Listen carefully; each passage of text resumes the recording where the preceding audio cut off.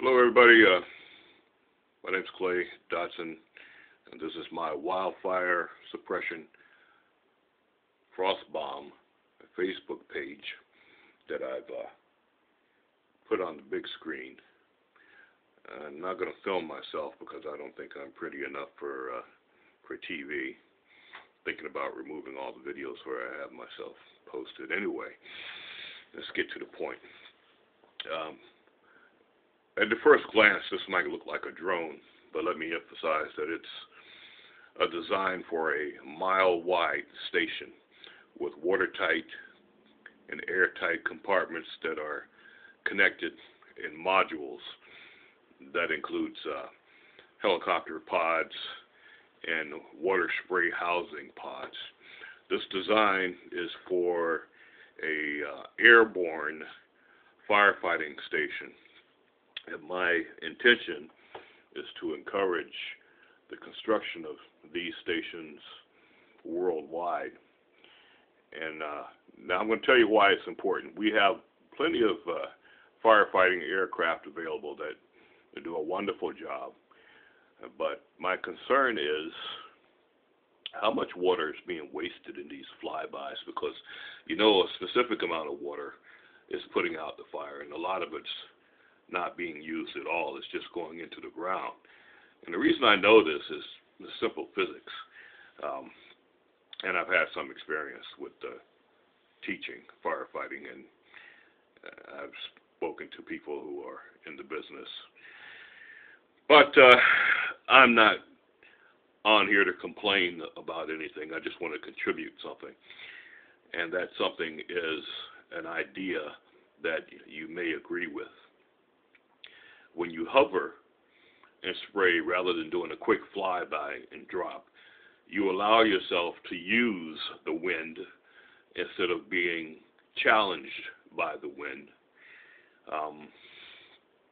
And I think that's a superior idea because the wind spreads fires, and that's the big problem with wildfires, is that the wind is blowing these 1,000-degree or more embers into spot fires, creating spot fires and into the trees and spreading the fire through the underbrush over several acres.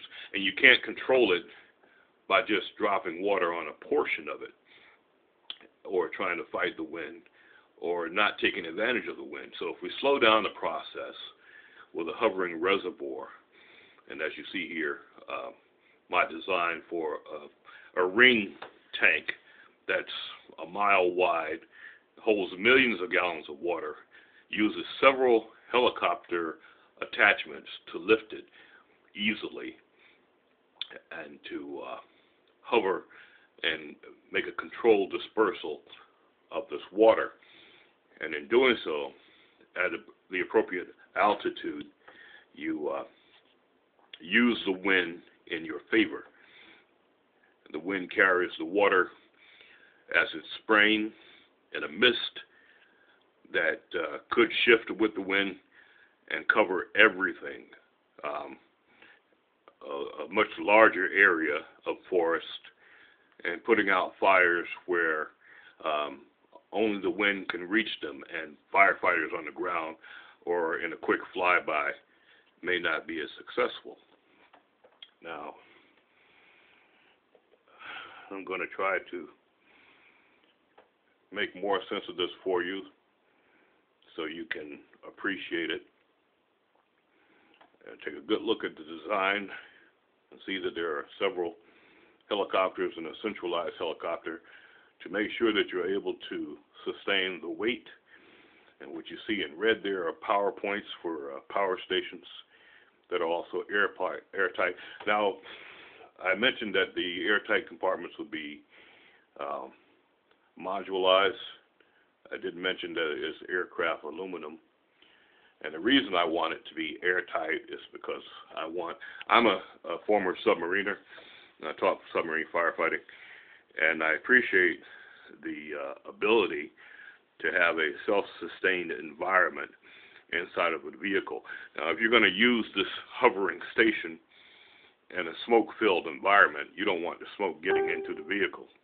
You want to be able to successfully hover without taking on smoke or damage. And if you go to fill the tank and submerge the tank and happen to have an accident where you completely submerge the vehicle, you want your people to be able to survive that and be able to come back to the surface using propellers that are mounted at the bottom of the vehicle. And now these are contingencies that any smart submariner would appreciate.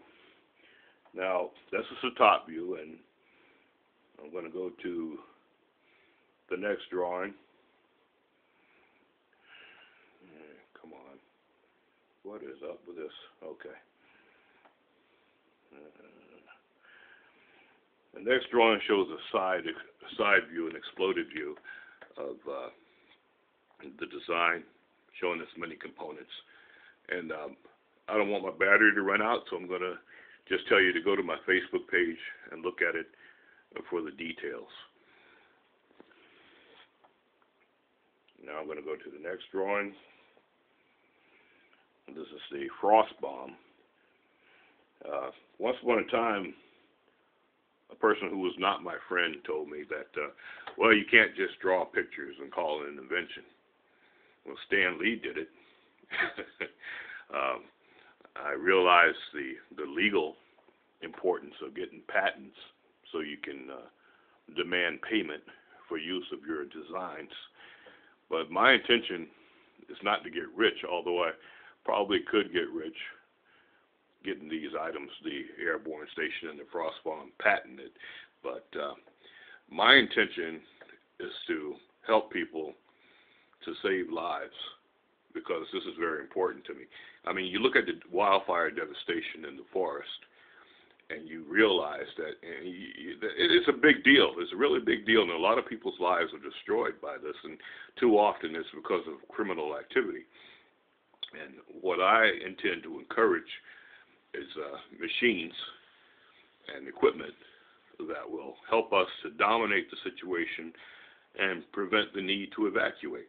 Now, the frost bomb is a liquid nitrogen filled shell, a ceramic shell that is biodegradable and hardy enough to hold a 500-pound payload of liquid nitrogen and a selective powder surrounding the core, fire-resistant powder, or fire retardant.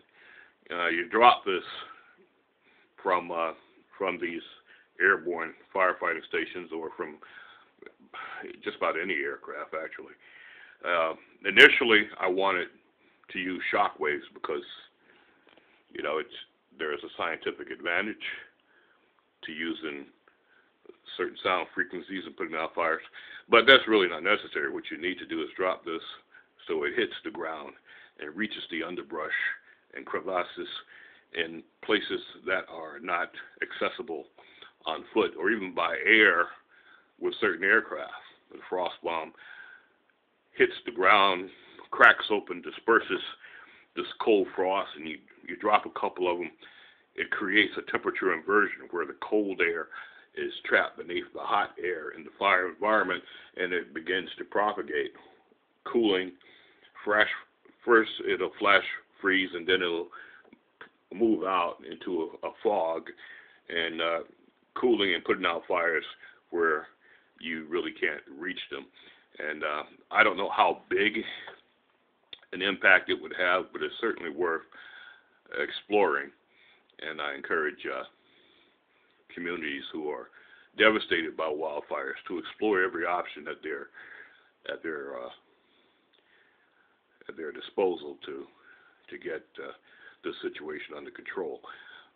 So again, if you want to see details about it, look on my Facebook page, Wildfire Suppression Frost Bomb. Now I'm going to go to another photograph.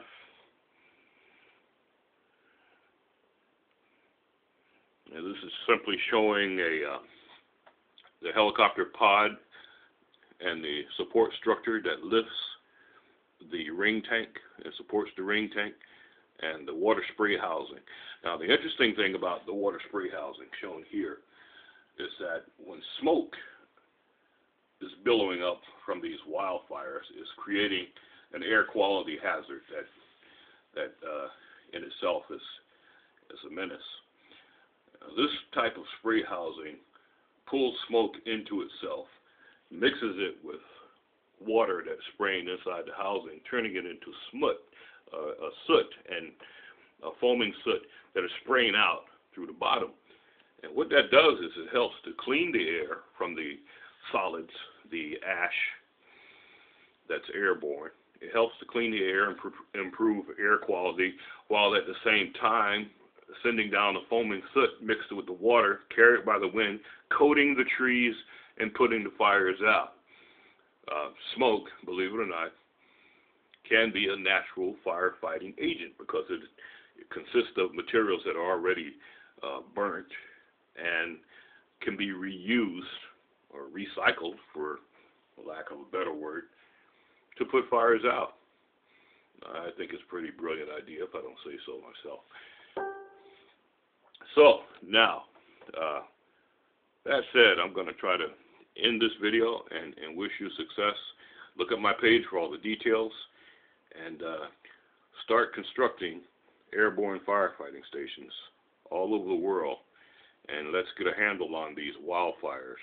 Put them out. Save the public from having to evacuate, because they say, hey, here comes an airborne station. The fire is going to be out in no time, especially if you have more than one. This is huge. Thank you.